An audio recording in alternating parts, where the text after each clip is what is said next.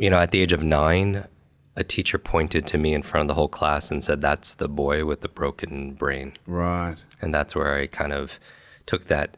And adults have to be very careful with their external words, because your external words become a child's internal words. It becomes their dialogue. That became a little voice. Exactly. So every time I did badly on a test, a quiz, an exam, I would always say, "Oh, because I have the broken brain." Or if I wasn't picked for football or, team That sports, was the theme song. I would just, I'm the broken one. And so I talk about super powers and superheroes a lot because I couldn't read when I was a kid for a few years because my brain injury.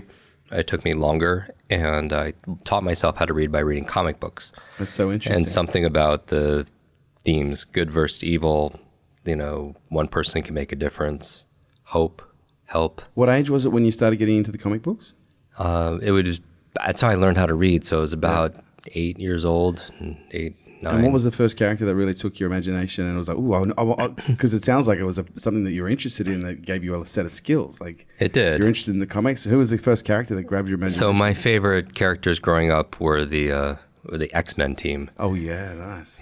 So I love Wolverine and Professor X. And it was interesting because I mentioned this at your event, one of the defining moments was when I was reading, I found out that the school, and the reason why the X-Men were so, they're not the strongest, but for me, they were my favorite because they didn't fit in. They are mutants, and they were marginalized, and people didn't understand them. And I felt like for me, growing up with these learning issues, I felt like I was labeled and kind of a mutant myself. But the cool thing was when I was reading the comic books, I found out that their school, they actually have an actual academy where they train their X-Men to discover and develop their superpowers, was in Westchester, New York, and that's where I grew up. Wow. So there's all this serendipity. There is a lot of serendipity here. I got to get chosen at some point. Exactly. So at the age of 9, I'm actually riding my bicycle like almost every weekend, trying to find the school for the gifted,